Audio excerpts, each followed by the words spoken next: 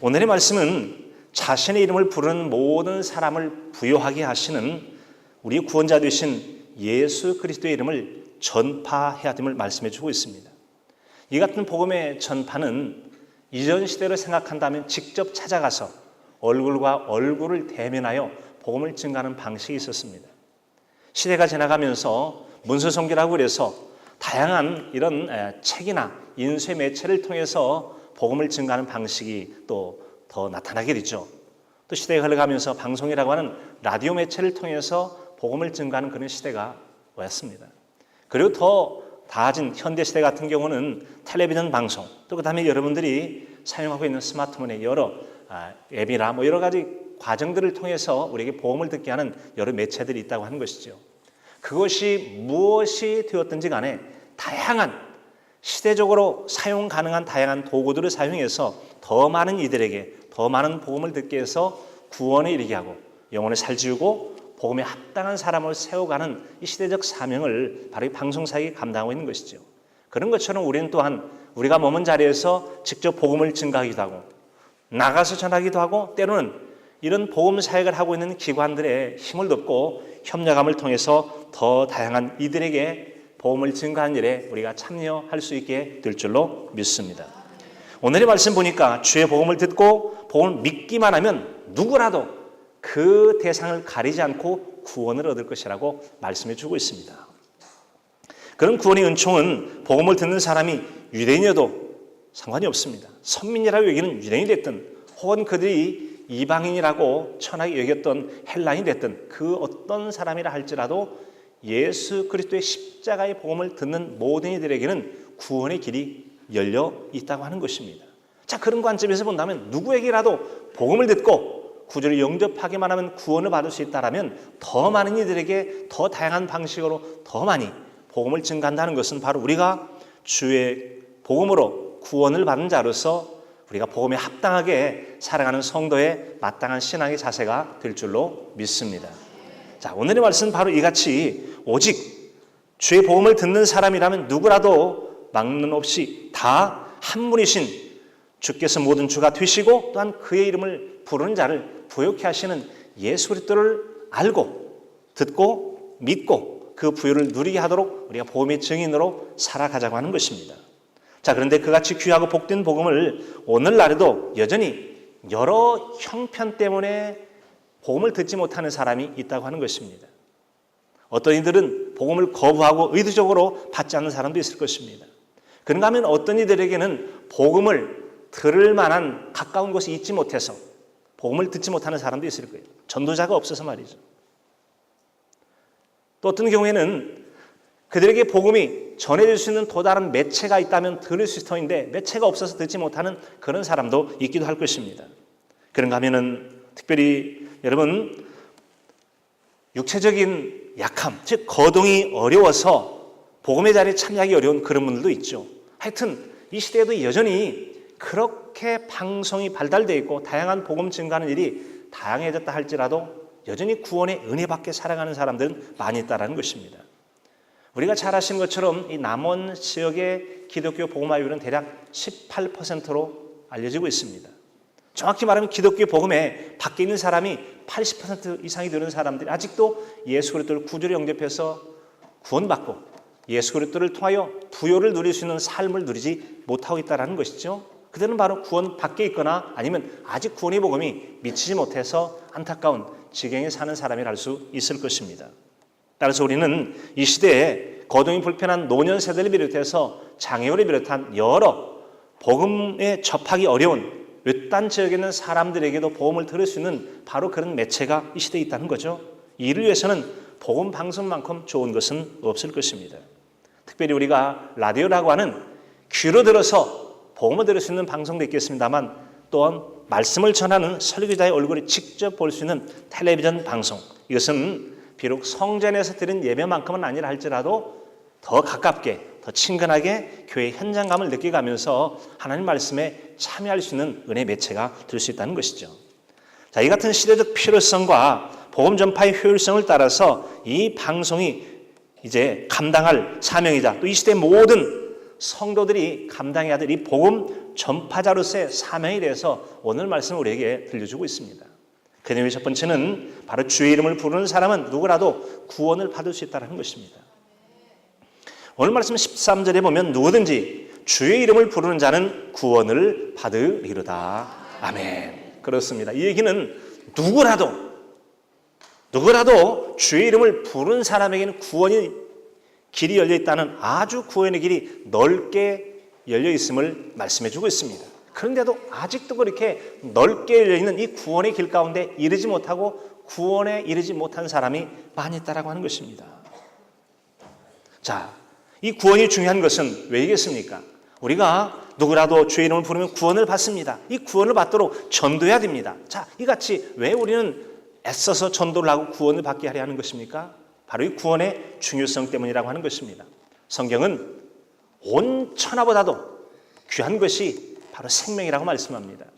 예수님께서 제자들 가운데 말씀하실 때 마태복음 16장 26절에 보면 만일 사람이 온 천하를 얻고도 제 목숨을 잃으면 무엇이 유익하리요? 사람이 무엇을 주고 제 목숨을 바꾸겠느냐라고 말씀하고 있습니다. 이처럼 한 사람의 영혼의 구원이라고 하는 것은 온 천하를 다 주어도 살 수 없을 만큼 소중한 것이 사람의 생명인 줄로 믿습니다. 얘기는 여러분, 우리가 누군가를 향해서 복음을 증거하고 그가 예수님 믿었다면 여러분, 이 우리나라의 모든 땅덩어리 값보다도 더 귀한 값을 만들어낼 것과 다름 아니라는 것입니다. 바로 온 천하를 주고도 살 수 없는 그 영혼을 살려냈기 때문에, 주님 앞으로 인도해서 살게 했기 때문에 얼마나 많은 값을 하늘의 복으로 쌓아가는 사람이 되겠습니까? 이처럼 여러분, 구원은 참으로 소중한 것입니다.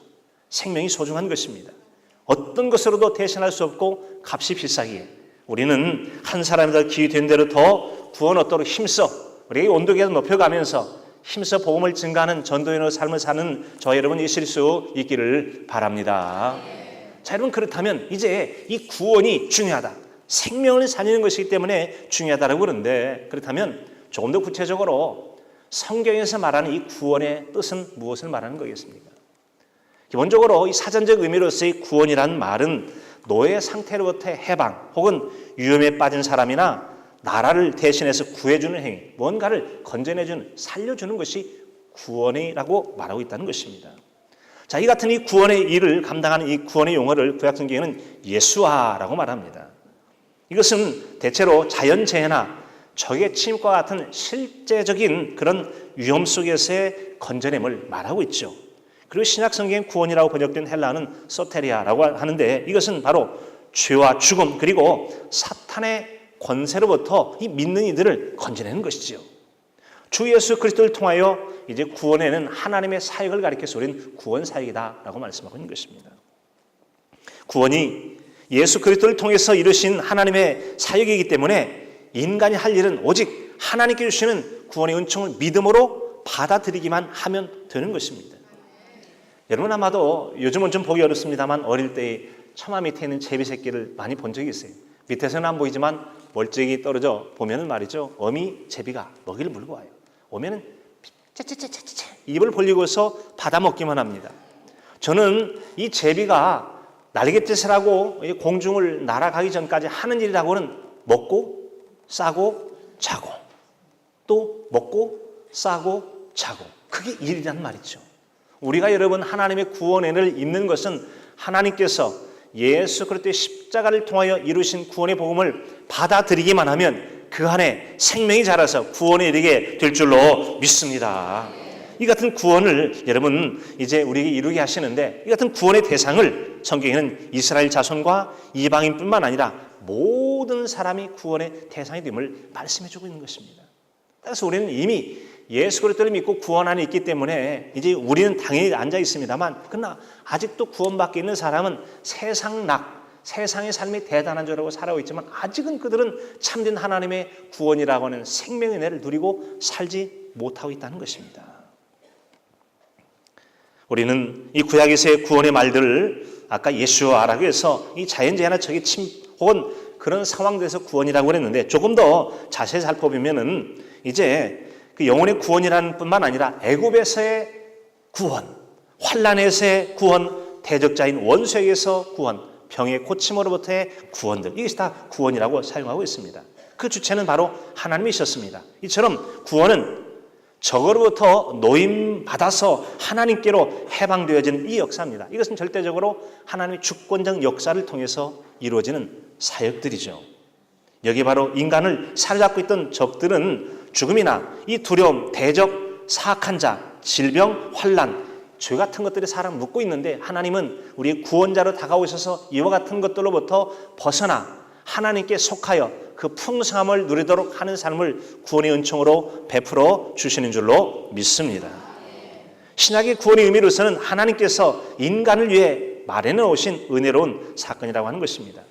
바로 죄 상태에 놓여있는 바로 인간을 사랑하셔서 하나님께서 독생성자 예수 그리스도를 이 땅에 보내주십니다. 그리고 사람의 죄를 대신하여 친히 생명이 담겨있는 피를 흘려 죽으심을 통해서 우리의 죄값을 대신하시고 누구라도 믿는 자로 하여금 구원 얻어서 하나님과 화목하게 하는 그의 직분을 감당함으로 오늘 이 시대에 우리 또한 화목하게 하는 직분인 복음 증인의 삶을 살도록 직분을 주신 줄로 믿습니다. 이처럼 하나님은 우리로 하여금 예수 그리스도를 통하여 하나님과의 새로운 관계 속에 살아가도록 해주신다고 하는 것입니다. 영혼의 구원뿐만 아니라 또 신약적 구원의 개념도 질병으로부터의 고침도 말합니다. 죄사함을 위한 구원과 영생을 상속받고 하나님의 나라가 들어가서 영생 복락하는 삶까지를 우리에게 또 구원이라는 은혜의 말씀으로 들려주고 있죠. 바울 사도 같은 경우는 그의 구원의 개념들이 날마다 지속적으로 이루어가야 할 것으로 말씀하고 있고 두렵고 떨림으로 너의 구원을 이루라 하심으로 이제 미래적인 완성, 미래 완성되어질 구원에 대해서 말씀해 주고 있기도 하는 것입니다. 사랑하는 성도 여러분, 우리의 날마다의 삶 속에 과거에 한번 나 구원받았어, 예수님 믿고 구원받았다라고 하는 옛날 구원에만 젖어서 여러분 신앙을 새롭게 하고 성장을 성숙해 가는 길 멈추지 마시고 날마다의 삶 속에서 지속적으로 이루어가는 구원이 되실 수 있기를 바랍니다. 그래서 기독교의 구원이라고 하는 것은 이미 그리고 아직이라는 말을 씁니다. already not but이라고 해요. not yet. 이미 예수 그리스도를 믿음으로 말미암아 고백되어진 신앙 우리의 구원은 약속받게 합니다. 약속받은 것은 이미 받은 거나 다를 바가 없어요. 그러나 아직 완성되지는 않았어요. 그래서 두렵고 떨림으로 우리는 이 땅 나가는 인생을 다 살아갈 때까지 구원을 위하여 힘쓰고 애써서 약속하신 것을 자신의 소유로 누리도록 아름답게 구원을 이루어가는 우리 모두 이실 수 있기를 바랍니다. 그 구원은 오직 고백으로부터 시작된다고 말씀하고 있습니다. 오늘 말씀 앞절에 있는 9절 10절에 보면 내가 만일 내 입으로 예수를 주로 시인하며 또 하나님께서 그를 죽은 자 가운데서 살리신 것을 내 마음에 믿으면 구원을 받으라. 같이 합니다. 마음에 믿으면 구원을 받으리라. 아멘. 마음에 믿으면 구원을 받는다는 이 말씀을 다시 한번 10절에서 사람이 마음으로 믿어 의에 이르고 입으로 시인하여 구원에 이른다라고 합니다. 마음으로 믿으면 의롭다 여겨주시고 그 의롭다 여긴 자의 신앙의 고백이 입술로 고백되었을 때 온전한 구원이 있는 약속을 이루어주신다는 것입니다. 따라서 우리가 하나님의 복음을 이렇게 이해할 수 있겠습니다. 누군가를 통해서 귀로 듣고 머리를 이해하고 받아들입니다. 이 머리를 이해했던 이 복음을 마음으로 받아들여서 지식이 믿음이 되어지는 작업이 있는 거죠. 그리고 이 믿음으로 고백되어진 가슴에 품은 말씀을 다시 입으로 고백에 토해낼 때 우리에게 구원을 약속하신 은혜를 누리게 될 줄로 믿습니다. 자, 그래서 이처럼 고백 신앙을 위해서 우리가 복음을 전하는 사명을 감당해야 된다는 것입니다. 자, 그런데 이같이 여러분 이제 우리가 믿어야 예수 그리스도를 구주로 고백하고 이 고백한 이들에게 약속되어 있는 구원의 은혜를 누릴 터인데 여러분 문제는 믿지 않고 있다는 것입니다. 믿어야 주 이름을 구원자로 부를 거 아니겠습니까? 오늘 말씀 14절에 보면 그런즉 그들이 믿지 아니하는 일을 어찌 부르리요 듣지도 못한 일을 어찌 믿으리요 전파하는 이가 없으면 어찌 들으리요 해서 우리에게 먼저 믿지 않으면 부르지 않는다는 것입니다. 믿지 않으면 구원자 이름을 예수님으로 부르지 않습니다. 예수 그리스도를 구원자로 믿지 않는 자들은 내 구원은 바유요, 내 구원은 돈이요, 내 구원은 명예요, 내 구원은 백이요, 내 구원은 또 다른 신이요 라고 말하면서 예수 그리스도의 이름이 아닌 또 다른 신의 이름들을 불러가게 될 것입니다.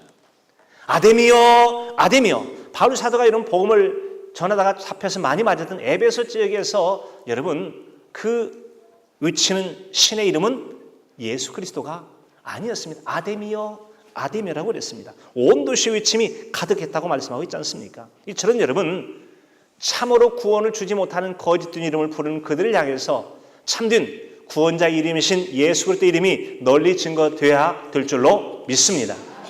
우리에게 이 구원을 위한 명백하고도 유일한 한 가지 이름을 사도행전 4장 12절에서는 이렇게 말씀해 줍니다.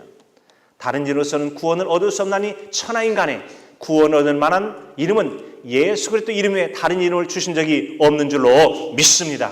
오직 예수님만이 유일한 구원자 이름이 되고 있습니다. 그래서 그 이름을 여러분 믿어야 주의 이름을 부를 수 있는 것 아니겠습니까? 이 시대는 다른 신의 이름을 부르는 이들도 많고, 또한 이 시대의 물질적 쾌락도 성공도 명예가 그들에게 구원자인 양 그 이름을 부르면 날마다 그것을 불러댑니다. 돈, 명예, 성공, 치유, 여러 가지 것들, 그것이 자기의 신처럼 많이 불려지는 이름이라는 겁니다. 그런데 분명한 것은 그렇게 불러대는 이름을 우리가 이 땅 생명이 끝나는 데까지 불러도 결코 우리 구원을 주지 못한다는 거예요. 대답 없는 메아리처럼, 숨을 쉬지 못하는 우상들처럼 우리 구원을 주지 못하는 것을 우리는 기억해야 할 것입니다. 특별히 우상 숭배를 하거나 허탄한 것들을 불러대는 것이 우리에게 아무런 구원에 도움이 되지 않음을 성경에서 들려주는 말씀이 있습니다. 그 중에 바로 시편 115편 4절의 말씀입니다. 그들의 우상들은 은과 금이요 사람이 손으로 만든 것이라 입이 있어도 말하지 못하며 눈이 있어도 보지 못하며 귀가 있어도 듣지 못하며 코가 있어도 냄새 맡지 못하며 손이 있어도 만지 못하며 발이 있어도 걷지 못하며 목구멍이 있어도 작은 소리조차 내지 못하느니라. 여러분, 이처럼 우상이라고 하는 것은 아무리 정성을 다해서 간절히 구원을 소망해도 그들은 대답조차 못합니다. 눈을 깜빡이지도 못해요. 말하지도 못해요. 듣지도 못해요. 걷지도 못해요. 말하지도 못합니다. 그런 우상들 우리에게 어떻게 구원을 줄 수 있다는 말씀입니까? 그래서 이어지는 시편 115편 8절에 보면 우상을 만드는 사람이나 그것을 의지하는 자들이 다 같으리라. 허탄한 행위로 아무런 구원을 얻지 못하는 건 매일반이 될 것을 말씀하고 있습니다. 바로 이런 자들을 구원해서 참된 구원을 주실 예수 그리스도의 이름을 부름으로 구원을 얻도록 세상 가운데 우리가 힘써 예수 그리스도의 이름을 전파해야 될 줄로 믿습니다. 이것은 방탕한 자식의 마음을 아비에게 돌이키는 심정으로 세상 우상을 향하는 이들의 마음을 우리 주님의 이름에게 돌려 세우고 그 이름을 부르게 하는 것이 바로 이 시대의 시대적 그리스도인의 사명이라고 하는 것입니다. 근데 여러분, 이같이 믿지 않으면 우리가 부를 수 없다라고 그랬죠. 근데 문제는 여러분, 믿음은 들음에서 난다라고 그랬는데 이런 믿음을 가질 수 있는 들음이 우리에게 없다라는 게 문제가 되는 겁니다. 왜이겠습니까? 전파는 이가 없으니까 듣지 못한다고 말합니다. 뭘 들어야 듣고 믿기도 하고 그런 거 아니겠습니까? 오늘 이 시대에는 여러분 다양하게 많은 교회도 있기도 하고 더러 복음의 매체들이 있습니다. 성경책을 전할 수도 있고요. 문서전도를 할 수도 있고 또 우리가 SNS를 통해서 여러 가지 복음을 증가할 수도 있기는 하죠. 그런데 문제는 여러분 그들이 전파하는 이가 있어야 주는 믿을 수 있다는 겁니다. 제대로 누군가에게 전해줘야 듣고 믿는 거 아니겠습니까? 아무리 시대가 복음방송 시대로 많이 널려 있어서 듣기만 하면 구원을 받는 길이 넓게 있다 할지라도 이것들을 개인적으로 받아들이지 않으면 구원일 수 없다는 거죠. 속담 이런 말씀 있죠. 구슬이 서말이라도 꿰어야 보배라는 것이지요. 전파하는 일을 통해 복음을 들었고 듣고 믿어야 제대로 구원에 이를 수가 있다고 하는 것입니다. 그렇습니다. 그래서 우리는 듣고 믿으면 구원자이신 우리 주 예수 그리스도의 이름을 부르게 될 것이고 그래서 이렇게 예수 그리스도의 이름을 부르고 또 여러분 구원받게 하기 위해서는 우리가 부지런히 다양한 형태로서 전파자의 사명을 감당해야 될 줄로 믿습니다. 전파하게 되어지면 어떤 이들은 믿고 믿지 않겠지만 그러나 바로 듣게 함을 통해서 듣는 이들 중에 바로 믿음을 갖고 구원의 일자가 있기 때문에 그렇다고 하는 것입니다. 자, 그렇다면 여러분 복음을 위해 보냄을 받은 자가 있어야 또한 복음을 전파한 거 아니겠습니까? 15절에 보내심을 받지 않으면 어찌 전파리요 기록된 바 아름답도다 좋은 소식을 전하는 바리요 함과 같도다 라고 말씀하고 있죠. 자, 이런 것처럼 보내심을 받지 않다면 어떻게 전파하냐는 거죠. 어떻게 전파하겠습니까? 오늘날 복음을 증가하기 위해서 우리는 가까운 교회에서는 복음을 증가합니다. 먼 곳에 갈 수 없으면 누군가 대표해서 나가서 복음을 증가하도록 선교사를 파송하기도 합니다. 선교사를 직접 파송하지 못하면 다양하게 기도와 물질로 협력해서 협력 사역을 통해서 먼 곳에 나가서도 복음을 증거하게 합니다. 그런데 때로는 아주 먼 나라에까지 가서 복음을 증거하기도 하는가 하면 바로 등잔 밑이 어둡다고 우리 가까운 지역에 복음을 전하지 못해서 아직 복음을 듣지 못하는 이가 있기도 하다는 것이죠. 바로 그들에게 복음이 닿지 않는 겁니다. 왜이죠? 찾아가는 이가 없기 때문에 그렇습니다. 보내는 사람이 없어서 찾아가지 않으니까 복음을 전하지 못하고, 복음을 전하지 못하니까 듣지 못하니까 믿지 못하니까 구원을 받지 못하는 것입니다.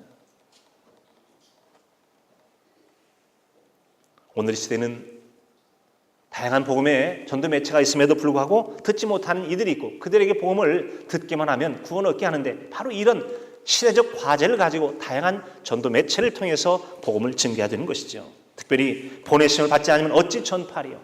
우리가 여러 형편 때문에 먼 곳에 다니면서 혹은 날마다의 삶 속에서 그 영혼을 풍성케 하고 구원에 이르게 하는 복음을 증거하기에는 시간적인 면에서나 어쩌면 또 열정적인 면에서 이전 시대만 못한 면도 있을지도 모르겠어요. 이런 일을 대신해서 해줄 수 있는 역할 중에 하나가 바로 복음 사역인 방송 사역이라고 하는 것입니다. 보내심 받지 않으면 어찌 전파하리요. 여러분, 우리 모두는 예수 그리스도 앞에 땅끝까지 이르러 내 복음을 증거하라고 하는 복음 전파로 사명을 받고 보냄받은 자인 줄로 믿습니다. 나는 선교사로 파송받지 않은, 나는 전도사가 아닌데, 그렇게 생각한다면 우리가 성경을 다시 읽어야 될 것입니다. 분명히 우리 주님께서는 너희는 때를 얻든지 못 얻든지 복음을 증거하라고 했고, 지난주에는 우리가 강권하게 데려다가 내 집에 채우라고 그랬지 않습니까? 예수님은 믿는 모든 자에게 다 복음을 증거할 사명을 주셨습니다. 믿고 세례를 받는 자에게 구원을 얻게 하시고, 그들로 하여금 땅끝까지는 내 복음의 증인되라고 말씀하지 않습니까? 만민에게 복음을 전파라고 그랬습니다. 성령이 내게 임하시면 너희가 권능을 받고 예루살렘과 온 유대와 사마리아와 땅끝까지 이르러 주님의 증인이 될 것을 말씀해 주셨습니다. 따라서 여러분, 우리 모두는 주님의 복음을 위해 보냄받은 자라는 명백한 사실을 알고 사명감을 가지고 기회되는 대로 복음을 증거하는 자가 되어야 될 줄로 믿습니다. 이렇게 우리 애쓰고 수고해도 우리 눈밖에 미처 복음이 닿지 않는 곳이 있을 수도 있을 것입니다. 만약 그런 사람을 향해 누군가 좋은 복음의 소식을 전했다면 그는 좋은 소식을 전한 복된 발이 되어질 것입니다. 이 같은 우리의 복음을 증거하는 일들을 또한 대신하기 위해서 있는 사역 중에 하나가 바로 복음방송 사역이라고 하는 것이죠. 방송은 바로 이처럼 우리가 지속적으로 반복하지 못하거나 미처 여러 가지 형편 때문에 다다르지 못하거나 우리가 전하는 말들보다 좀 더 생동감 있게 직접 듣고 보고 믿음을 새롭게 하고 또 구원의 은혜를 누리고 더 영혼을 풍성케 살지우는 말씀을 들을 수 있도록 바로 텔레비전 방송들이 이 시대에 또 하나의 사역을 이루고 있다는 것입니다. 어린 시절에 성탄절에 불렀던 노래가 생각이 납니다. 단일종이 땡땡땡 은은하게 들린다. 저 깊고 깊은 산속 오막살이에도 단일종이 울린다. 여러분, 이전 시대에는 단일종 소리만 듣고도 이것은 종소리야, 교회 종소리야, 저것은 나에게 오라고 재촉하는구나 해서 종소리만 듣고도 은혜를 받고 여러분 교회에 온 적도 있답니다. 오늘의 시대는 종소리 아닌 새롭게 직접적으로 들려지는 복음 방송을 통해서 구원의 역사를 이뤄가고 있습니다.